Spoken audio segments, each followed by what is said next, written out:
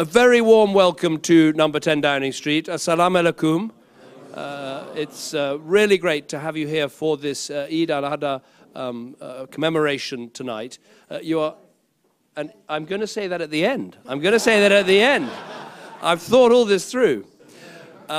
Huge welcome. We've got people in this room who contribute to our country in all sorts of different ways, and you are very welcome. And tonight I wanted to say something about what I think is so important about the festival of Eid.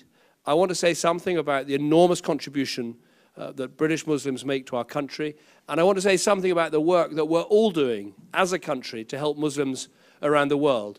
But before I say that, I want to say something about what a difficult Eid I know it has been because of the terrible events in Iraq and Syria and the appalling brutality of ISIL. But in the midst of this brutality and the awful beheading of British, hard-working, good, compassionate men like Alan Henning and David Haines, in the midst of all that, something has emerged in our country which makes me incredibly proud, and that has been the response of British Muslims who have stood up and stood together and say these appalling events are not being done in my name. And I felt so proud of British Muslims in everything that you have said and everything that you have done. And let us say again tonight that these people in Iraq and Syria doing these appalling things, they have nothing to do with the great religion of Islam, a religion of peace, a religion that inspires daily acts of kindness and generosity. And that leads me to what I wanted to say about Eid, because I'm not a scholar of any religion. I'm a sort of practicing Christian, but I don't always practice as much as I should.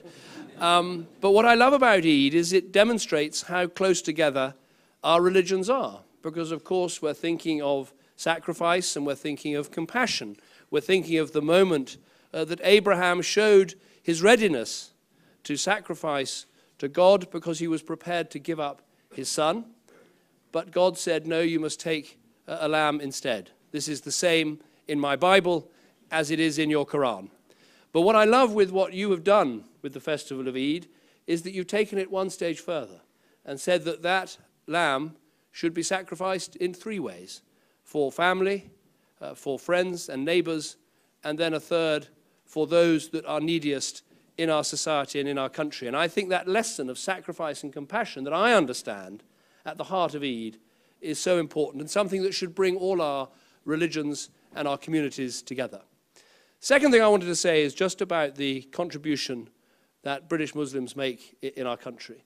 I've spoken about the extraordinary outpouring there's been about these appalling events in Syria and Iraq, but we shouldn't be surprised about that because British Muslim communities are immensely proud of being British, and they give an enormous amount to our country. British Muslims are actually the most generous charitable givers that there are of any community in Britain, and that's something to be immensely proud of, as well as all the contributions to the arts, to literature, to music, to sport, and of course, as I remembered before my conference speech, where I now traditionally go out for a curry the night before I speak, I met an absolutely sensational British Muslim woman who not only ran two superb restaurants, one of which provided me with my pre-conference fire starter, but was also a teacher, was also a Conservative councillor, and was also the mother of 5 brilliant children, all of whom I met. And that made me think about the hard-working people in British Muslim communities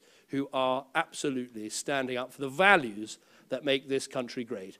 Values of enterprise, values of family, values of community, values of hard work. And that is what we are celebrating tonight.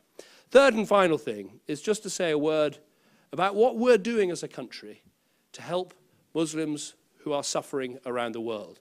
And I think perhaps we don't say enough about this.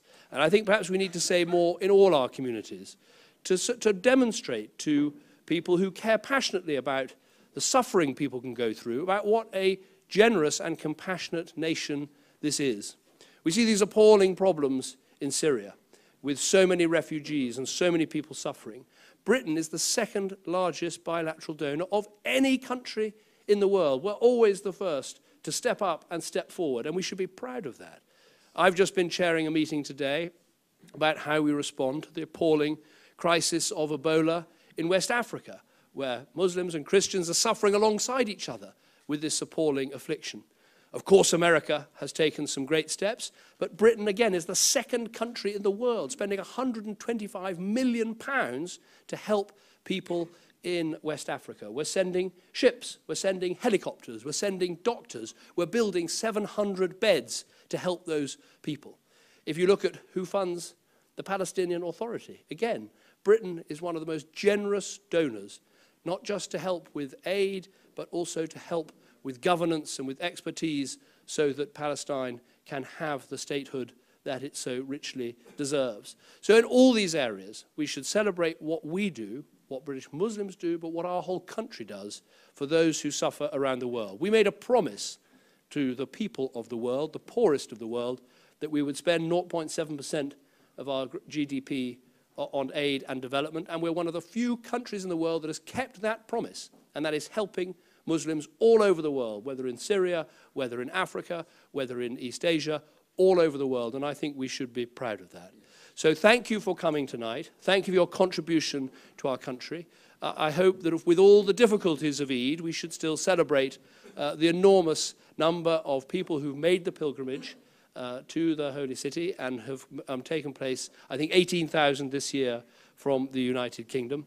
And so it only remains for me to say, as well as thank you for coming, Eid Mubarak. Thank you.